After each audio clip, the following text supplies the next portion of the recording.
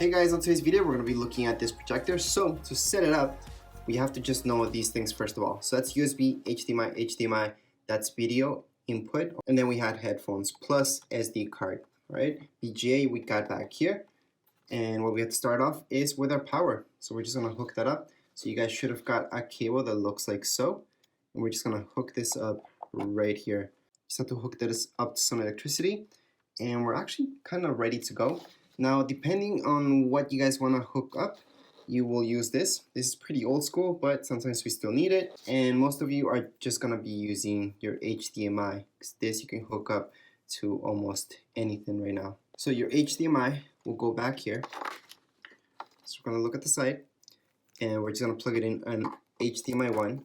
Just remember where you're plugging it in, because with your controller, you guys can choose the source. So this will be your first source, which is our HD1. That's our HD2. So just make sure once you're clicking on source, that's what you're picking. Also on the top, we're gonna see source. So we can do everything that we do with the controller, well, almost everything right here, okay? Including turning on, which are buttons right here. Now you will notice two rings up here. This one is to focus, right? So that's your focus ring. And down here, we have our Keystone Correction. Now, depending where you're gonna set it up, you might want to adjust this part. So see this down here? You can actually move this up, so this actually stays up, depending where you're setting it up. For now, we're just gonna leave it like so. We are ready to go. We just need to put some batteries inside our remote control. So just open it up like so. And right here, you will see that you need AAA batteries. There's only 2 of them. So once we put those in, we can just close this up and get started. It's easier with the remote control, so we don't have to mess around with this. We're gonna be connecting this Apple TV with this projector right here. Our HDMI cord from our projector will go on the back of our Apple TV. At this point, make sure your Apple TV is hooked up some electricity. Same deal with your projector. Then we're just gonna turn them on. So when you turn it on for the very first time, it might be way out of focus. So just like I showed you, here's your focus ring. So we have to adjust it until you guys see it focused. Once it's in focus, you guys can mess around with the Keystone Correction in order to make certain corrections. So right now I'm gonna mess around with the Keystone Correction so you guys can see what it does. So what the Keystone Correction does is exactly this. So I'm gonna mess around with it so you guys can see it does this. So depending where your projector is, you may want to straighten this up or leave it like so.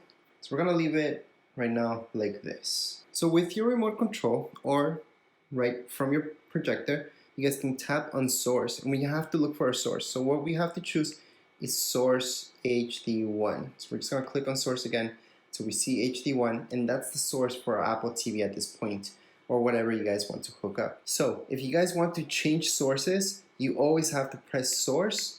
You guys can scroll down or press source again, source again, source again, but you can't just leave it on top of one. You have to press OK.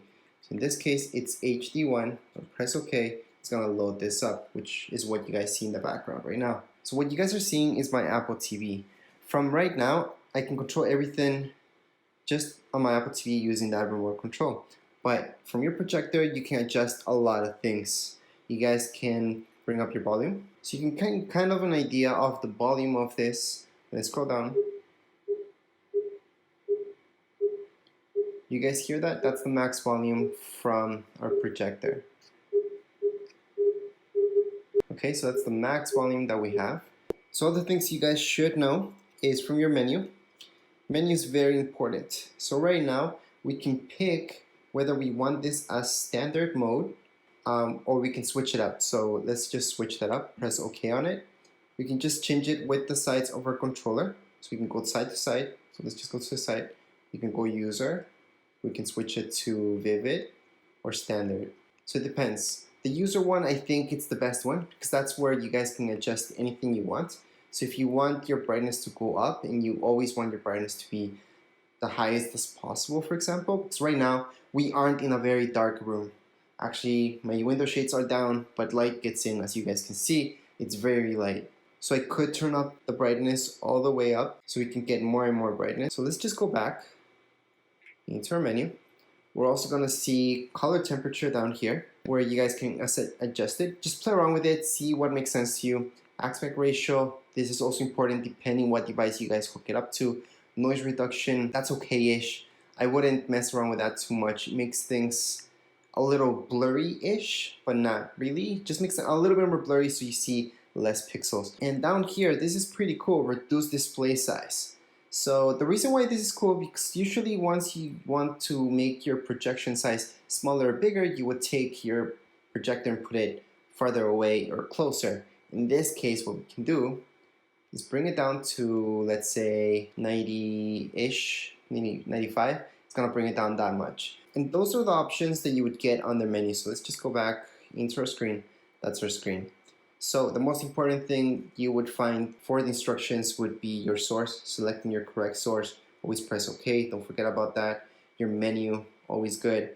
Sometimes, yes, during a presentation or before you begin a presentation, a lot of you may want to mute this so it doesn't get in your way, just in case. Other than that, that's it for this really basic setup tutorial. If you guys have any questions, comments, you guys can write down here in the comments area.